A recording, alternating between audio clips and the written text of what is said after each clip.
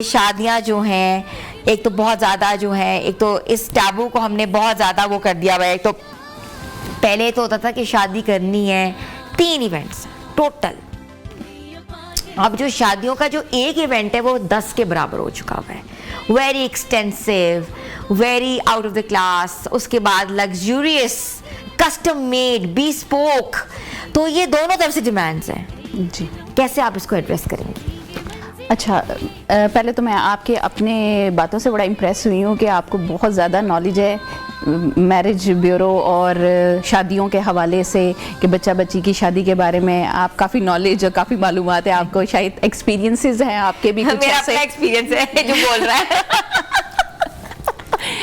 हाँ, तो पहले वक्तों में देखें, जब हम लोग बच्चे थे और हम लोग शादियां देखते थे कज़न्स की और या अपनी खालाओं मामुओं की शादियां जब देखते थे, तो एक मेहंदी का इवेंट और एक बारात और फिर एक वलीमा होता था। और मेहंदी, जैसे आजकल हमें थोड़ी अवेयरनेस आई है, कुछ बच्चे दीन की तरफ लगे हैं, तो उन्हें कहा जी हमने मेहंदी नहीं करनी, लेकिन मेहंदी उस टाइम पे एक लाजमी पार्ट होता था शादी का, जिसमें सारे ख़ानदान ने शामिल होना होता था और फिर शुगल और आपस में कज़न्स और सारे डांस और ढोलक और सब कुछ होता था। बड़ा अच्छा इवेंट लगता था।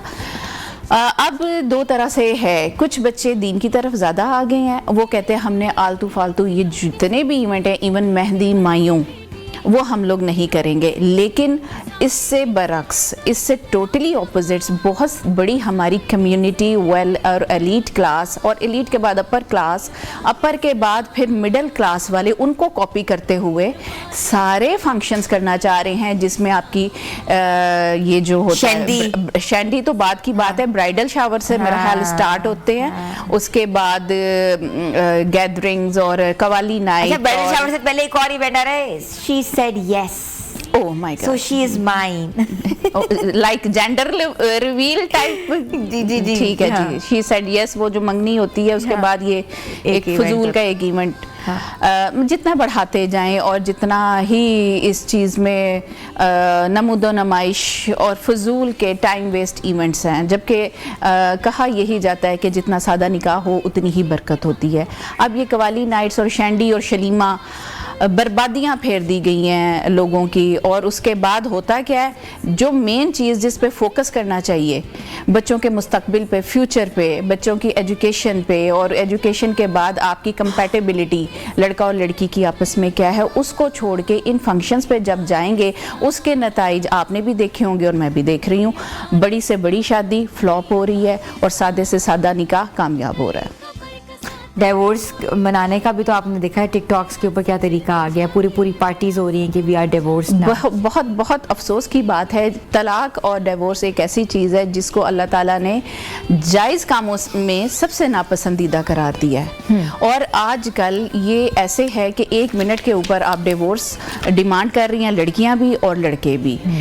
शादी देखें एक कॉम्प्रोमाइज़ का काम है, दोनों जो हैं पार्टीज, हस्बैंड एंड वाइफ, कभी भी आप एक दिमाग के, एक सोच के नहीं हो सकते। दो ऑपोजिट लोगों का मिलन एक शादी कहलाता है। उसमें आप लोगों ने एक दूसरे की आदत मिजाज को समझना होता है, एक दूसरे के साथ चलना होता है, बहुत सी चीज़ों पे कॉम्प्रोमाइज़ करना होता है, तभी जाके एक कामयाब रिश्ता बनता है। अच्छा राहिला, मुझे ये बताइएगा कि डिमांड कहाँ से आती है?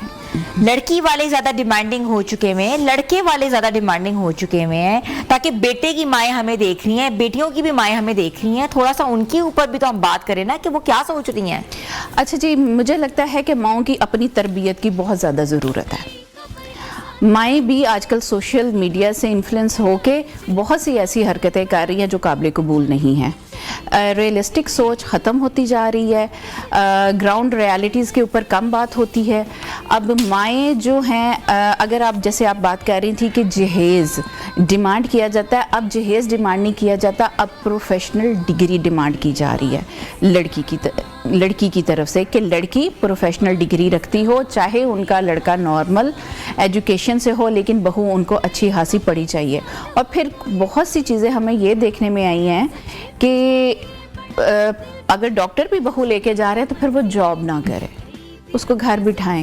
ہمیں پڑھی لکھی بہو چاہیے لیکن بچوں کی تربیت کے لیے چاہیے. اب اس کے لیے ڈیمانڈ کیا ہے؟ ڈاکٹر ہے, اور جبکہ ایک سیٹ وہ بچے کی ضائع کر کے ڈاکٹر کی تو سیٹ ضائع کر دی نا, بالکل ضائع کر دی.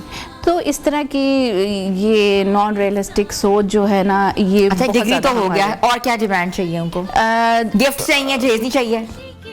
دیکھیں ہر کوئی کہتا ہے کہ ہمیں جہیز نہیں چاہیے. لسٹ اب تو کوئی نہیں بنا کے دے رہے. یہ وہ ہندوانہ سوچ تھی جہاں پہ پہلے کبھی لسٹ بنا کے اگر لوگ مانگتے ہوں گے, لیکن باتوں باتوں میں سنا دیا جاتا ہے ہم نے اپنی بیٹی کی ہدی ایسے کی تو وہاں ہم نے یہ دیا, یا ہماری فیملی میں ایسی شادیاں ہوئیں. اور ہوتا یہ ہے کہ کہنا یہ ہوتا ہے کہ جہیز نہیں چاہیے لیکن چاہیے سب کچھ. اگر وہ نہیں لے کے آ رہی تو باتیں بھی بعد میں سنتی ہیں. بہت کم لوگ ایسے ہیں جو اس سوچ پہ عمل پیرا ہیں کہ اگر کہہ دیا نہیں تو پھر نہیں.